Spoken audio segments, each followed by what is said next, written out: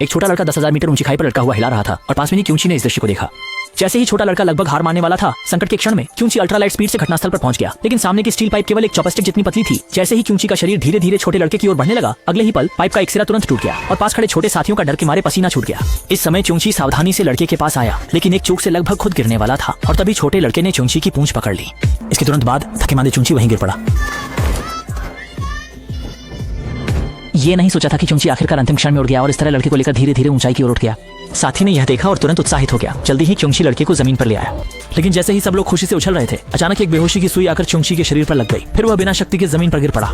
जल्द ही एक शिकारी हथियार लेकर मौके पर पहुंचा और उसने क्यूंची को पकड़कर अच्छे दाम में बेचने की योजना बनाई। हालांकि छोटा लड़का शिकारी से बहुत विनती करता रहा कि छोटू को छोड़ दे, पर शिकारी जरा भी नहीं पसीजा और तुरंत ही उसने छोटे क्यूंची को बड़े लोहे के पिंजरे में बंद कर दिया। फिर दो बातें न कहते हुए तुरंत अपनी गाड़ी चलाकर वहां से भाग गया।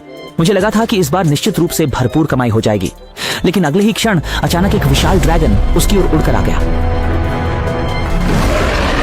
जंगल के जानवर ने शिकारी पर जोरदार चीखने लगा, जिससे शिकारी डर के मारे जल्द से जल्द फरार होना चाहता था। लेकिन उसकी गाड़ी को जानवर ने मजबूती से पकड़ लिया और जल्द ही अन्य दो जानवर भी वहां पहुंच गए। शिकारी इतना डर गया कि उसकी हालत खराब हो गई। यह देख उसने तुरंत ही गाड़ी से उतरकर एक जानवर को पकड़ लिया ताकि उसका इस्तेमाल धमकी के रूप में कर सके। जब संजू ने यह देखा तो वे बिना सोचे समझे कोई कदम नहीं उठाने का फैसला किया। अचानक उसमें पीछे खड़े बूढ़े व्यक्ति ने तुरंत कार्यवाही की और एक झटके में ही सामने वाले को हिलने डुलने से रोक दिया, जबकि क्यूंची ने इस अवसर का फायदा उठाकर अपने परिवार के पास लौटने का मौका पा लिया।